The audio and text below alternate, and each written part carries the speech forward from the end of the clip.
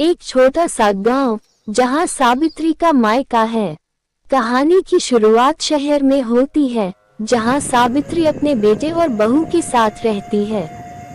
सावित्री देवी रसोई में बैठी कुछ पुरानी यादों में खोई हुई है। अनीता उन्हें चाय देकर बैठती है। अनीता मुस्कुराते हुए, मां जी, क्या सोच रही हैं? सावित्री देवी गहरी सांस लेते हुए, बस यूं ही पुरानी बातें याद आ रही थी। बहुत साल हो गए मायके गए हुए।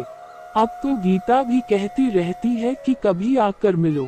अनीता हंसते हुए, मां जी, तब तो इस बार आप मायके चली जाएं। थोड़ा मन भी बदल जाएगा। हाँ बहू, सच कहूँ तो मुझे अपने मायके की याद आ रही है। बहुत साल हो गए अपने गांव गए हुए। तो फिर जाए ना मां जी। गीता मौसी भी आपको बहुत मिस करती होंगी। अब इस उम्र में क्या जाना, और घर छोड़कर कौन जाएगा। मां जी, आप भी कमाल करती हैं।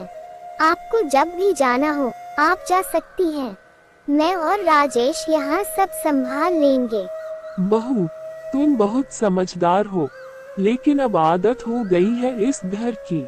मायके की यादें सिर्फ दिल में ही रह गई हैं, और लोग क्या कहेंगे। मां जी, अब जमाना बदल गया है। अब तो सास भी मायके जा सकती है। रात का समय, सभी डाइनिंग टेबल पर खाना खा रहे हैं। सावित्री का पति रामू भी साथ बैठा है। अनिता सावित्री के मायके जाने की बात छेड़ती है। अनिता, पिताजी, मैं सोच रही थी कि मां जी को कुछ दिन के लिए उनके मायके भेज दें। उन्हें भी बदलाव की जरूरत है। रामू हंसते हुए, हाँ, सावित्री मायके चली जाए, फिर मुझे कौन खाना खिलाएगा। सावित्री थोड़ा शर्माते हुए, अरे सुनो, मीनाक्षी की बात में दम है।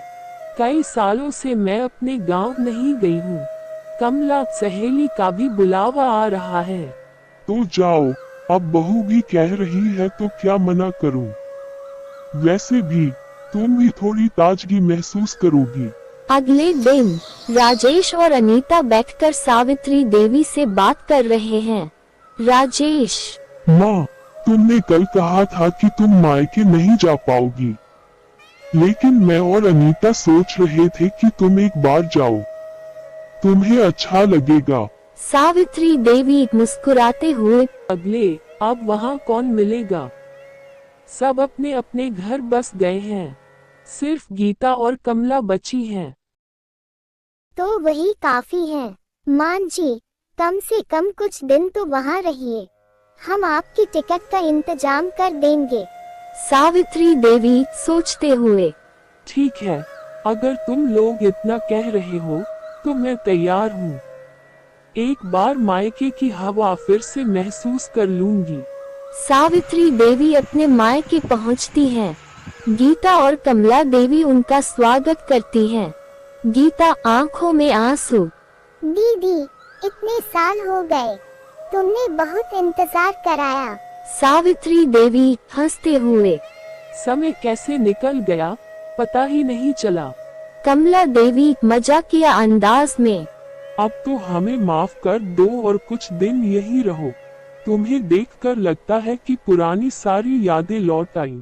सभी हंसते हैं और पुरानी बातें करने लगते हैं। 2 हफ्ते बाद सावित्री देवी का मायके में समय बहुत अच्छा बीतता है। वो बचपन की गलियों में घूमती है, पुरानी यादें ताज़ा करती है। लेकिन अब घर लौटने का वक्त आ गया है। गीता भावुक होकर, दीदी, अब जल्दी मत लौटना। अगली बार हम खुद आकर तुम्हें ले जाएंगे। सावित्री देवी आंखों में आंसू, मायका तो हमेशा मायका ही रहेगा, चाहे उम्र कितनी भी हो जाए। सावित्री देवी घर लौटती हैं। अनीता और राजेश उनका स्वागत करते हैं।